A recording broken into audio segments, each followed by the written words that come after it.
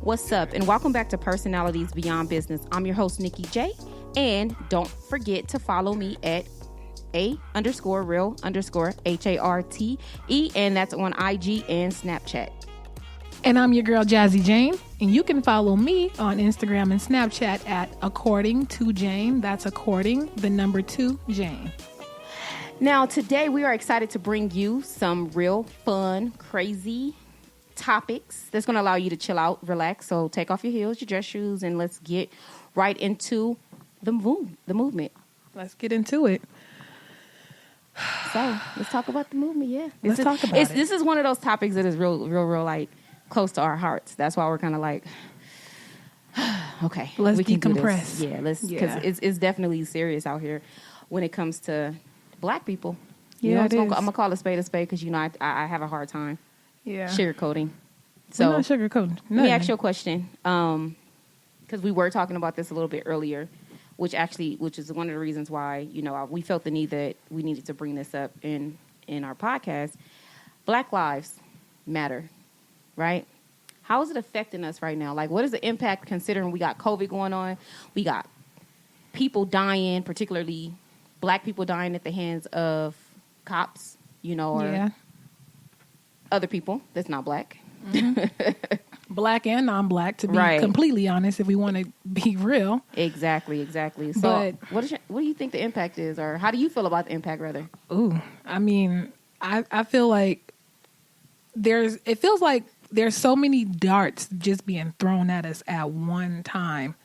And to top the cake of COVID-19, you have mass shootings taking place on TV and on social media, not just for myself to see, but children to see. Mm-hmm. And I felt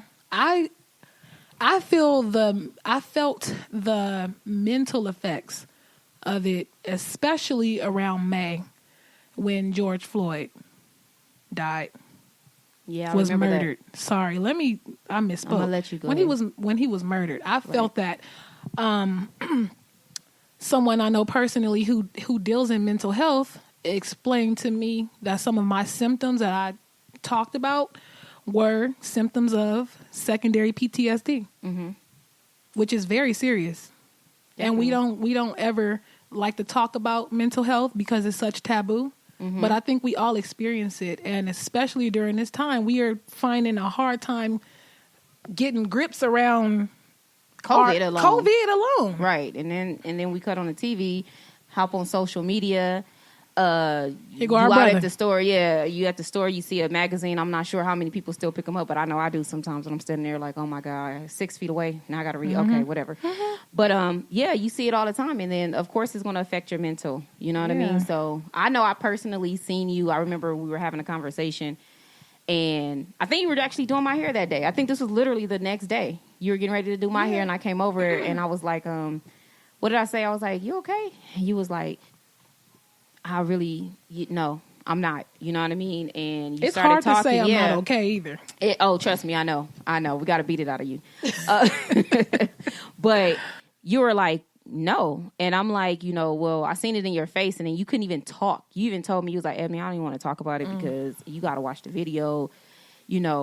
It's horrible. And I remember you walking off and you went in the bathroom to like decompress. Like, it was that bad. It was. For me, I'm going to be honest. I did not watch the video at all. I didn't know what I was about to watch, which is how I stumbled across it, which is what I think most people do. I don't care about it saying graphic content or whatnot. Not every video says that. Let me just say that, especially if somebody's reposting something, not everything gets across as this is something that you may not want to see. But to sit there and witness a man being murdered and no one doing anything, like literally nobody there did anything. That was single-handedly the worst. And to hear this man call out for his mother, who is no longer alive, I think that's what hurt me the most. Yeah, that's wow. It was definitely sad. Like you mentioned mental health as part of that, and I know it did impact you a lot in that sense. For me, I know people are probably like, well, why didn't you watch the video and this and the third? I've seen a lot of things. Growing up, I've seen You don't need people to see get that. gunned down in front of my house. You know what I mean? I've seen brains on the in the driveway. So for me, I know my limit, okay? Mm-hmm. And it's not that I didn't care. I didn't, my heart went out. Definitely a sad moment. I'm just at a point where I've realized my limit. And I know that if I had watched it, 9 times out of 10, I would have spiraled into a depression, a why this, instead of trying to be the change. Mm-hmm. You know what I mean? I have to stay focused. But for me, I just know my limits. It was still a sad thing. It did impact me, because I'm still at the point like, what the fuck? Like, seriously, again, and again, the protesting, the rallies and all that's all good and stuff. But honestly, it's not going to stop until we, as a black community, separate. That's just what has to happen. You know what I mean? They're going to continue to do what they want to do because that's how they were bred.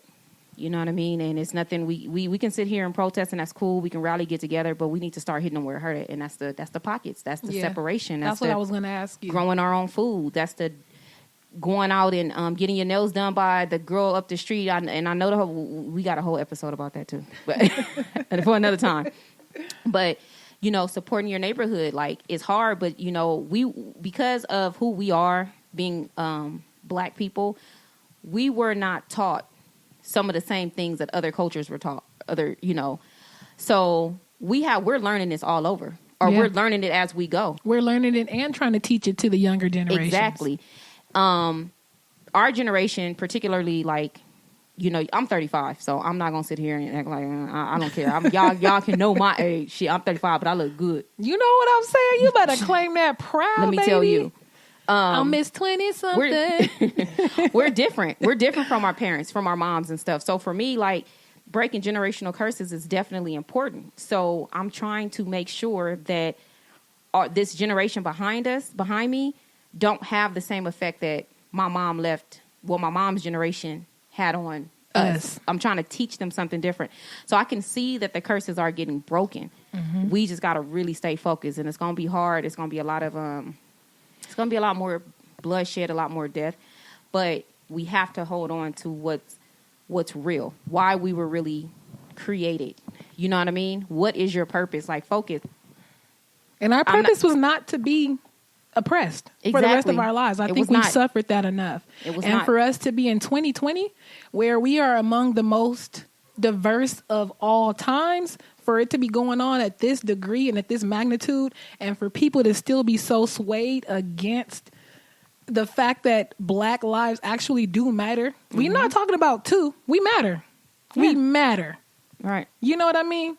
And here's my thought. Vegans care about animals and what happens to animals, the cruelty behind it, and they go as far as not even eating meat. First of all, I don't eat meat, okay? So don't be coming for me on no. This is not an attack at every vegan person, but you know what I mean. I know what you mean. I just had to throw that out there. I feel you. Because look, I'll be trying to dibble and dabble. I'm not quite there. But my point being is that if we can have such a sensitivity to animals, exactly, why can't we have the same sensitivity to the people in our own species? Exactly. That makes absolutely no sense. Like, another human life is worth less than an animal's life. Is basically what we're saying. Well, that's what they taught. That's how they have been evident. Us. Exactly. So this is the thing. When you think about it, we're literally in a position now to break away and break some chains. I think what it is everyone isn't on the same page. We need to come together. Exactly. And until we can all unite and come together, it's going to always be the same thing. And that's some of the reasons why I don't post certain things or I don't do certain things, because I'm more of I'm an action type person. Okay, so we know this is happening. We know that's happening. What are we going to do to make sure that in the future it doesn't happen? Why can't we start to pull away now so that 2 to 3 years from now, we can have more black people with land, more black people running, growing their own food, whether it's they got their own farms or whatever it is. We have to make the movement now. You know what I mean? That brings me into this next thing that is really, really serious right now. So people got the SBA loans, EDD, or whatever. They got all this money, right? I know for you and I, you know, we chilling. Ain't shit. You said it right. Getting spent unless it's pertaining to what we legally do. You get what I'm saying? But you got people out here that have illegally, you know, taking advantage of the SBA loans, the EDD, and they're doing what they want to do. Hey, listen, you already know. Let me tell you something. I ain't gonna never knock your hustle or knock whatever you got going on, but I'm gonna tell you this: just understand, for every action there's a reaction. So there is going to be a consequence. You get what I'm saying? I've never been opposed to trying to get what you can when you can, but just make sure you try to do it as legal as possible, because when it comes back and bites you, I don't want to hear, "Hey, Eb, I was wondering, can you help me out?" I got 10 years for that fraudulent activity I did back in 2020 when they was giving all them thousands out. It's not my problem. And I'm going to tell you right now, it's not my problem.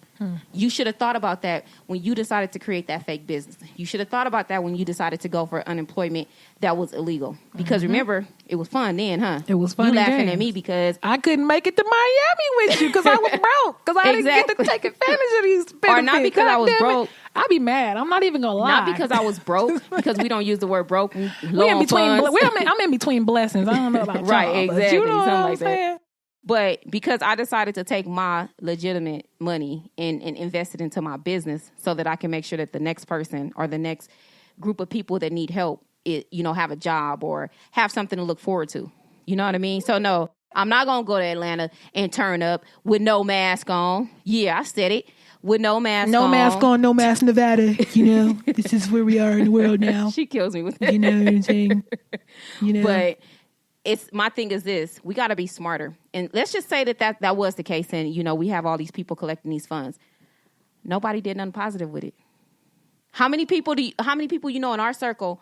And I'm just talking about, like, not in our circle, our immediate circle, like what we got going on, but how many people got together and said, you know what, we about to go buy this piece of land because we got shit. I got 40,000, they got 30, she got 30,000, he got 50,000. We about to go buy this land. I just hear a lot of talk about it. I hear a lot of people talk about what they want to do, but nobody actually doing it. Like, one thing that we've decided to do, and I'm gonna put this out there, we're starting a family fund, which is going to fund whatever it may be in our future needs. And yeah, exactly. We're gonna start our own family fund, which is gonna fund any business plans, any kind of family need in the future. May it be for seeding, may it be for land, may it be for whatever it is in the future. Our fund is gonna be put aside and ready to invest. If later on there are plenty other families or friends with like minds who want to come together, I can say for sure we already have our part. We already been doing the legwork. Exactly. I don't think we're the only people out there who have established some kind of savings or a plan just through this whole unforeseen time. But it's a lot more that needs to be done. Exactly. And the way I was looking at it when you were explaining, like, what people are doing, like taking advantage of the loans and the funding that was supposed to be for working people. Working people. Say that again. You're still working people and collecting funds that were not appropriated to you. You still sowed a seed, whether you believe it or not. It was just not a good seed. It's not going to bear any fruit. As a matter of fact, it's going to be returned null and void.